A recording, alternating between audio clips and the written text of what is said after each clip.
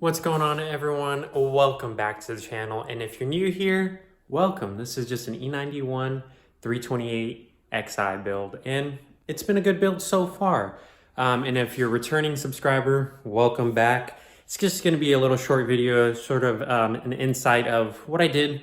Really, right now, it's nothing even a big change or a big mod, but something that's going to be sort of informative and maybe will help you guys out with an exhaust alignment. So with my exhaust, I still have my OE rubber bushings, exhaust hanger bushings, whatever you want to call them.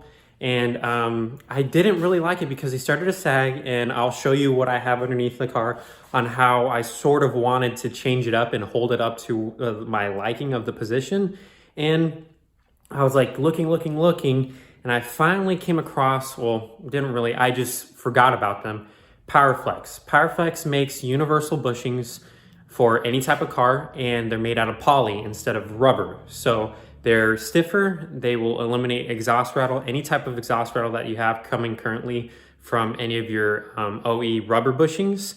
And it's great. It will also make it more stiff. So that's what she said, LOL. But anyways, I'm gonna show you what I got.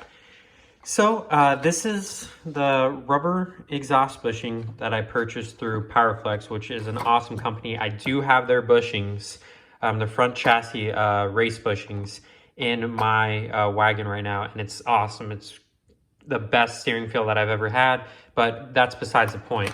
So this is the one I got for my car, which is an EX-H023. And as you can see here, it's a universal exhaust mount. And so what I have, I measured the currently from my OEM bushing or rubber bushings, and it's 2 inches, right? And it hangs a little bit too low, and I'll show you when I get out to the car, but it hangs a little bit too low from the bumper, and it's a big gap. It's a gap. It's not really big. It's not really noticeable, but to me, I'm very picky and I'm very precise. So I called Powerflex, or actually emailed them, and Jake from Powerflex responded back to me immediately. So shout out to Jake. And they gave me all the measurements. So this is a rough estimate of 1.42 inches.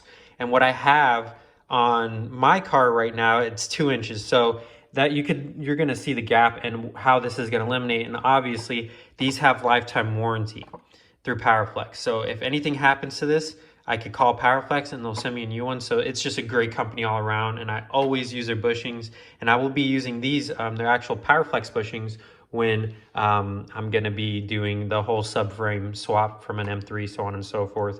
So that's besides the point, but let's get started on it. So I'm outside, and as you can see here, there's just a little bit of a gap.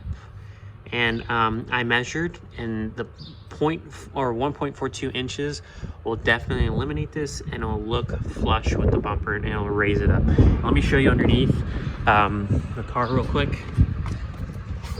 So as you can see here, that is my little welding wire on the exhaust hanger. And this is just, let me move the exhaust a little bit.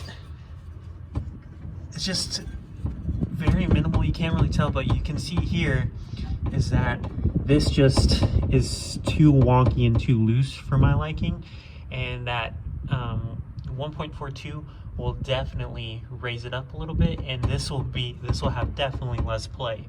So I will show you the process and really what you need to do. As you can see, it's sort of easy. I'm just going to cut off that welding wire, and then I'll go from there. But before I even throw this beautiful thing on here, look at how awesome this quality is. I ordered this on Thursday, I believe, and I got it in already this Friday. So it's 2-day shipping. In total with shipping and the bushing itself. The bushing itself was $12.99, but the shipping was, I don't know, like $6. In total, it was like $20. And this is definitely worth the $20. The quality of it, and this is a race bushing. So I know it doesn't really like, oh, why would you need a race bushing on an exhaust hanger? This is just for stiffer. Just a stiffer quality when it comes to the poly, so it's going to move less, it's not going to have any flex, so it's going to all be good when it comes to when I go on the track. But very beautiful products. I highly recommend Powerflex. That's the only company that I really use for bushings, and I just love their customer service as well. So I'm going to be throwing this on now. And we have a new guest. Say hello, Gunnar. Anyways, so I removed, where did it go? And we have a new guest. Say hello, puppy. Gunner. Hi. Anyways, so I removed the wire that I had just for a short time being, just so I could keep it sturdy and see what the difference was. And let me go back to my exhaust right here. As you can see, look at this. From just the difference, this is just the OEM bushing. As you can see right here, just the movement and play is ridiculous on these bushings. So it's I highly recommend switching over your bushings, but I'll try to show you when I'm underneath the car, but it's a sort of simple process. I'll probably just show the after effects, but I'll be working on this.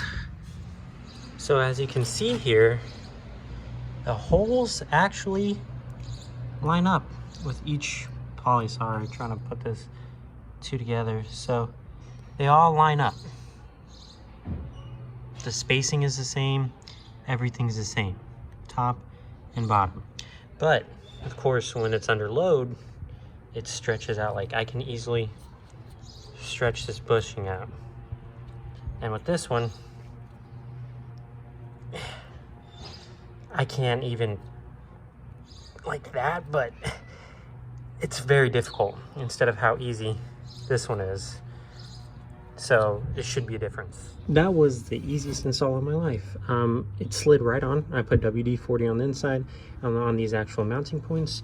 And as you can see here, like it's on here. There's a little bit of a rattle, but I'm pushing it left to right, and that shouldn't be happening while I'm driving.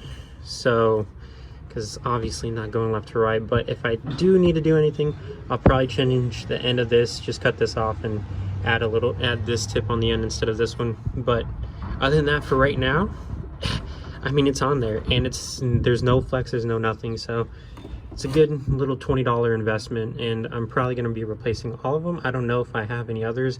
I think I deleted all of those, all the other mounts that I have below my car, but I need to check again. But yeah, that was a little easy DIY. I hope you enjoyed the video.